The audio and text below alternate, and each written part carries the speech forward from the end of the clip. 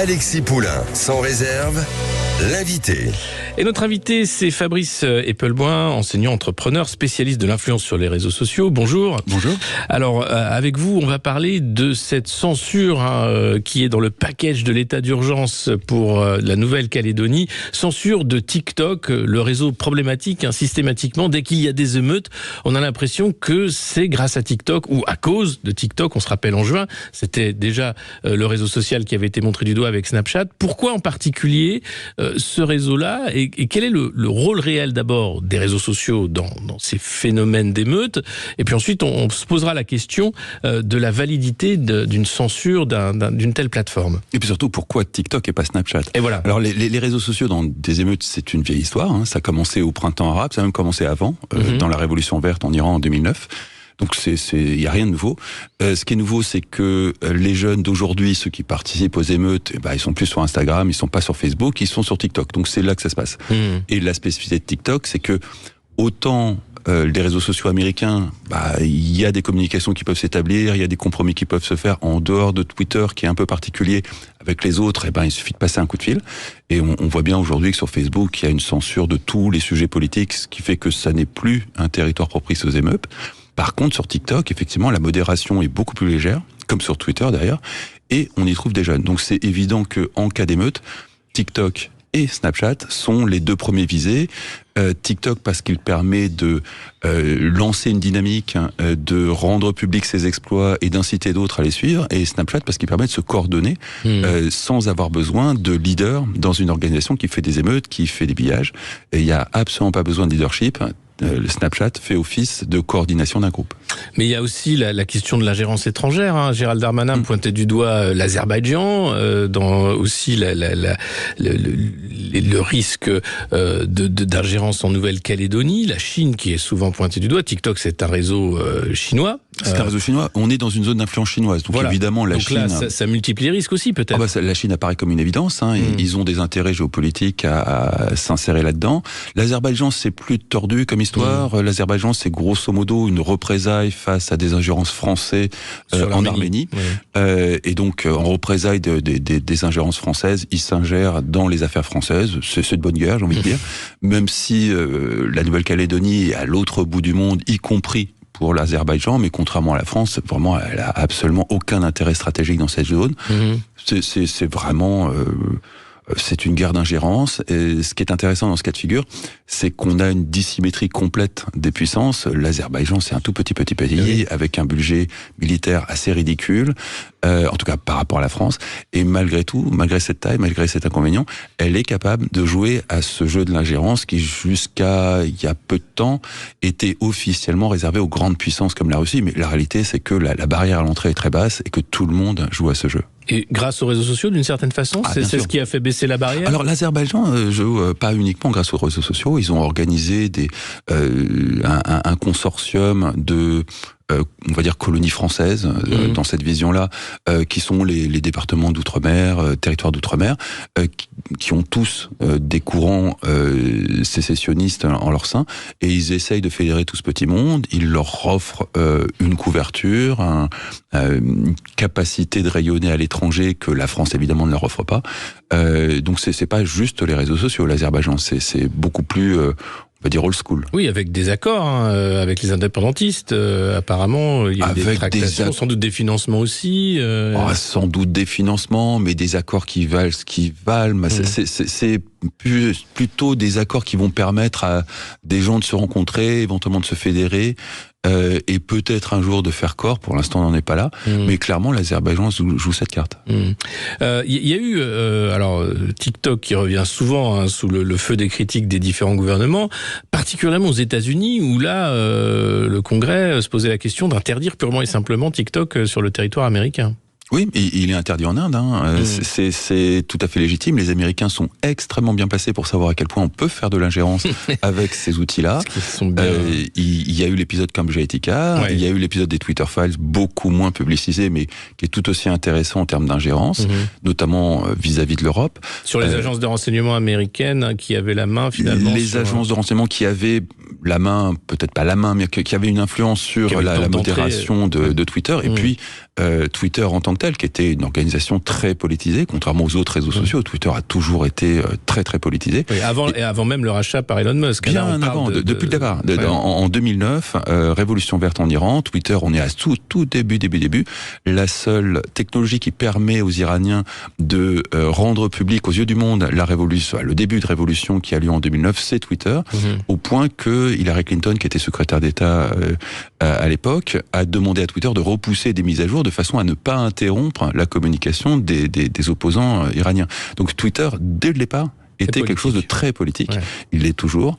Il a juste changé de main, mais ça a toujours été très politique. Et à l'occasion de ce changement de main, Elon Musk a révélé les opérations d'ingérence qui avaient lieu avant son arrivée. Sur la censure notamment. La censure, le filtrage. Biden, c'est beaucoup plus chiadé que de la censure. Hein. C'est vraiment une organisation très précise des flux d'informations, avec certains flux d'informations qui sont complètement invisibilisés, d'autres qui sont beaucoup plus mis en valeur, et puis une intoxication de la presse mondiale à travers un trucage total des trending topics qui sont un peu la météo du buzz, qui donne une indication à toutes les rédactions de la planète sur le sujet qu'il faut traiter si on veut rencontrer un public.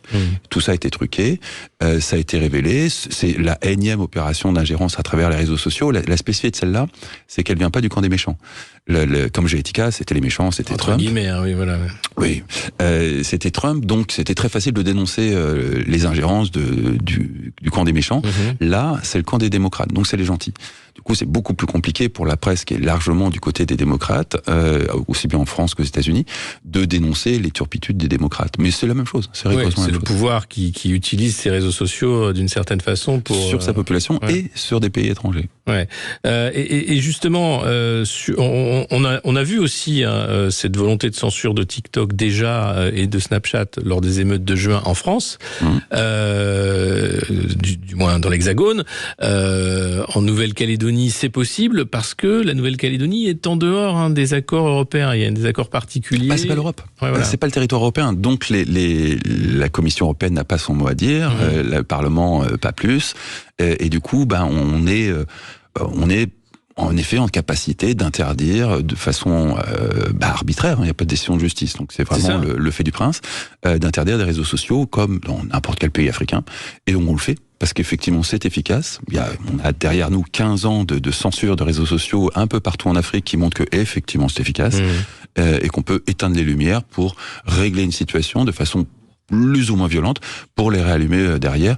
C'est un peu ce qu'on fait en Nouvelle-Calédonie, à ceci près qu'évidemment on peut difficilement imaginer, enfin j'espère, massacrer des opposants politiques pour ensuite rétablir les réseaux sociaux et faire comme si de rien n'était. On n'en est pas là. Ce qui a été le cas en Iran, par exemple. Dans une multitude de pays d'Afrique. Parce que là, il y a aussi le cadre de l'état d'urgence qui n'est décrété que pour 12 jours. Il faut un vote ensuite pour le reconduire. Donc, de toute façon, c'est une question. On va en parler en deuxième partie d'entretien, de toute façon, de cette question de la légalité de la censure des réseaux sociaux et aussi de ce climat de censure ou de surveillance des réseaux sociaux. Si vous souhaitez réagir ou poser des questions à notre invité Fabrice Eppelboin, 0826 300 300. On se retrouve dans un instant sur Sud Radio. À tout de suite. Sud Radio, midi 13h, Alexis Poulain, sans réserve. Sud Radio, midi 13h, Alexis Poulain, sans réserve. Et on se retrouve tout de suite avec notre invité Fabrice Eppelboin pour parler de l'état d'urgence en Nouvelle-Calédonie, de la censure de TikTok, la question des réseaux sociaux et leur place dans les phénomènes d'émeute. Si vous souhaitez poser des questions ou réagir, 0826 300 300 pour le standard. Quelle est l'utilisation de l'état d'urgence pour censurer les réseaux sociaux?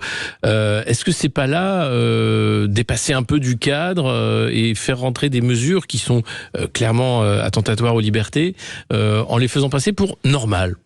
C'est le concept de l'état d'urgence, c'est un état d'exception temporaire dans lequel on fait des choses qui, en temps normal, seraient totalement liberticides, mais on a fait une petite pause, une petite parenthèse enchantée dans l'état de droit. Mais on fait ça pour les JO, par exemple. On a la loi JO qui permet maintenant d'arrêter la liberté de circuler, enfin cette histoire de double QR code pour se balader dans Paris pendant la semaine de l'ouverture. C'est vraiment autre chose. Les QR codes, c'est vraiment l'introduction dans la population générale d'un concept qui sont des frontières temporaires et qui demain seront des frontières personnalisées, qu'on a déjà connu avec le QR code pour les restaurants.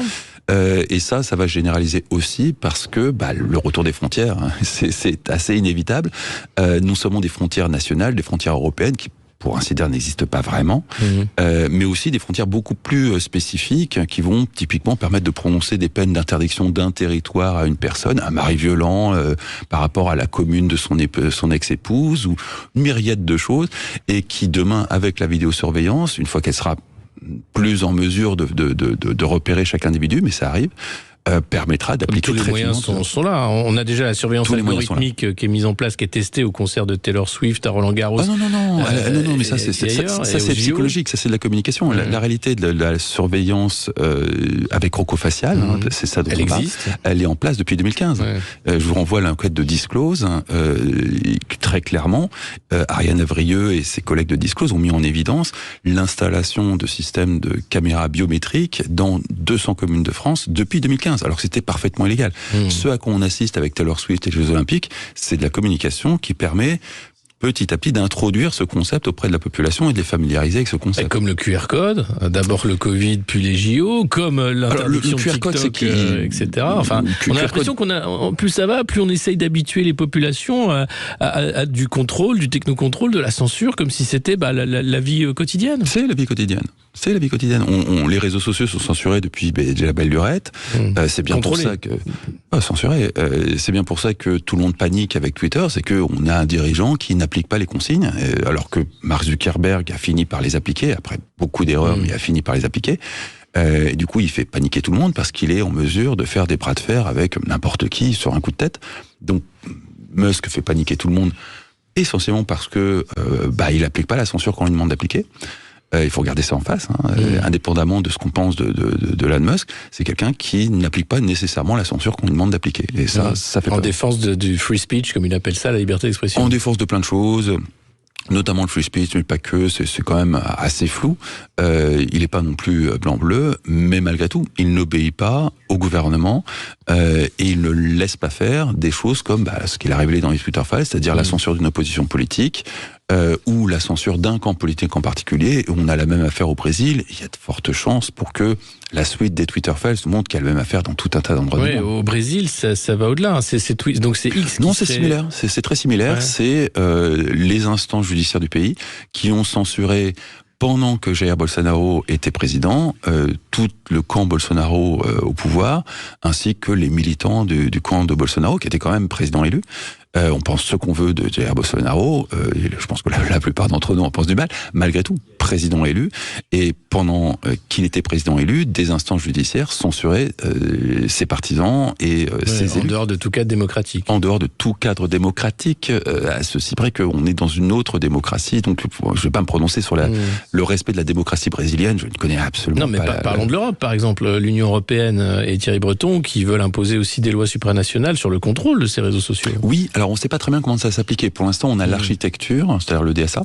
Le point noir du DSA, c'est les signaleurs de confiance. Le Digital Service Act, et qui prévoit une architecture où chaque pays européen va avoir des signaleurs de confiance qui vont remonter aux réseaux sociaux des comptes problématiques, qui eux seront pris en compte, contrairement à nos signalements à nous, qui vont être noyés dans une masse informe et qui ne peuvent pas rencontrer une modération qui n'est pas en nombre suffisante. Là, les signaleurs de confiance auront une espèce de voie prioritaire de signalement et leur voix pèsera. Et la question, c'est qui sont ces signaleurs de confiance ? La question, c'est qui sont ces signaleurs de confiance ? L'intérêt, c'est que ça n'est pas une opération strictement européenne. Les signateurs de confiance sont nationaux. Et donc, il y aura une spécificité nationale à chaque censure. Oui, donc on va retrouver sans doute les signaleurs de confiance habituels qui sont les fact-checkers, par exemple. C'est pas très clair. Ça va être intéressant. J'espère que ça va être transparent, mais ça finira nécessairement par l'être. Pour l'instant, on n'a identifié qu'un seul signaleur de confiance, qui est l'association e-enfance, qui s'occupe de protection de l'enfance, donc qui n'a absolument rien à voir avec les fact-checkers ou quoi que ce soit, qui est la seule à s'être signalée comme étant officiellement désignée comme telle. Les autres, soit n'ont pas encore été signalés, soit pour l'instant se planquent. On ne sait pas. Mais c'est inquiétant quand même pour les libertés. Ah oui, de toute façon, on est dans une période de régression, c'est clair. C'est clairement inquiétant. On est face à des situations qu'on peut qualifier de pré-révolutionnaires ou pré-émeutes. On a déjà eu des émeutes qui n'étaient en rien politisées, mais imaginez la même chose politisée dans le conflit actuel, qui est très clairement Israël. Israël. C'est le cas en Nouvelle-Calédonie, par exemple, mais qui pourrait se décaler en France sur d'autres sujets. Sur le conflit israélo-palestinien, très clairement. Ouais. Si on a des émeutes comme l'été dernier, mais teintées d'une motivation politique comme ce que cherche à déclencher très clairement LFI, là, on a quelque chose qui s'apparente plus à un début de révolution qu'à des émeutes. Sur la base de la défense du peuple palestinien, c'est ce que Sur la base de la défense du peuple palestinien, sur la base d'une projection de la situation vécue à Gaza par ce que vivent les gens dans les banlieues, sur tout un tas de bases, mais sur une base qui va beaucoup, beaucoup plus loin, politiquement parlant, que juste aller piller le magasin Nike du coin de la rue. Mais est-ce qu'il n'y a pas... au-delà du climat de violence, ce matin encore à Rouen, un individu a été abattu par la police qui cherchait à mettre le feu à une synagogue.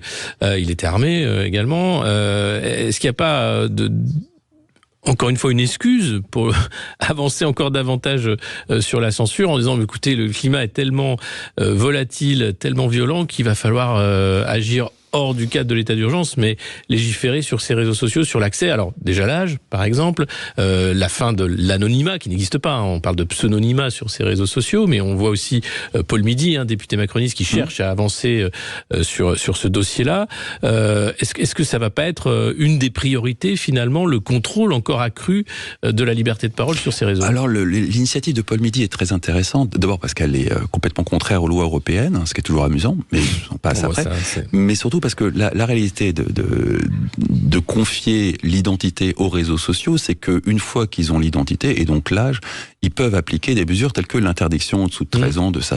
Ce qu'ils ne peuvent pas aujourd'hui. Ils ont juste une adresse IP, ils peuvent la communiquer à la justice. La justice, à partir de cette adresse IP, peut remonter à une identité. C'est pour ça que l'anonymat n'existe pas, c'est juste du pseudonymat. Mais le réseau social ne sait pas à qui il a affaire. Si demain le réseau social sait à qui il a affaire, on peut dans la foulée, lui demander d'interdire l'accès aux moins de 13 ans, de limiter à 2 heures par jour entre 13 et 16, et entre 16 et 18, de monter à 3 heures par jour, par exemple. Ça, aujourd'hui, on n'a absolument pas l'architecture technique pour le faire. Demain, si les lois de Paul Midi passaient, on l'aurait. Encore une fois, c'est complètement en contradiction avec les lois européennes. Donc, c'est pour l'instant pas envisageable, mais c'est clairement l'intention. Oui, c'est une intention qui remonte déjà aux lois Avia, qui remonte à quelques années maintenant, ce contrôle-là, parce que est-ce que les réseaux sociaux ont vous l'avez dit, dans la campagne de Donald Trump par exemple, dans toutes les campagnes, ils ont un rôle prépondérant? Dans toutes les campagnes, particulièrement aux États-Unis. Est-ce qu'on leur donne pas trop d'importance? On ne sait pas mesurer cette importance. Donc on la donne au doigt mouillé. Vous allez avoir des gens qui sont encore restés aux années 2010 et qui considèrent que ça n'a aucun impact, et des gens beaucoup plus enthousiastes comme moi qui ont participé au printemps arabe, donc qui ont une expérience opérationnelle de terrain et qui savent à quel point ça peut être efficace. La réalité, c'est qu'on ne sait pas mesurer tout ça. On est incapable de faire des expériences en double aveugle ou quelques mesures scientifiques que ce soit de cette influence. Maintenant, très objectivement, les Twitter Files montrent que il y a quand même eu des concepts américains qui ont été extrêmement poreux. Ça a été facilité énormément par Twitter. Je vais en prendre un qui est pas vraiment controversé, qui est le MeToo. MeToo, c'est un concept américain qui s'est déversé sur la France, qui a eu son adaptation française, Balance ton port, qui n'est pas tout à fait la même chose, mais on est très clairement dans une porosité des concepts politiques entre les États-Unis vers l'Europe et la France en particulier.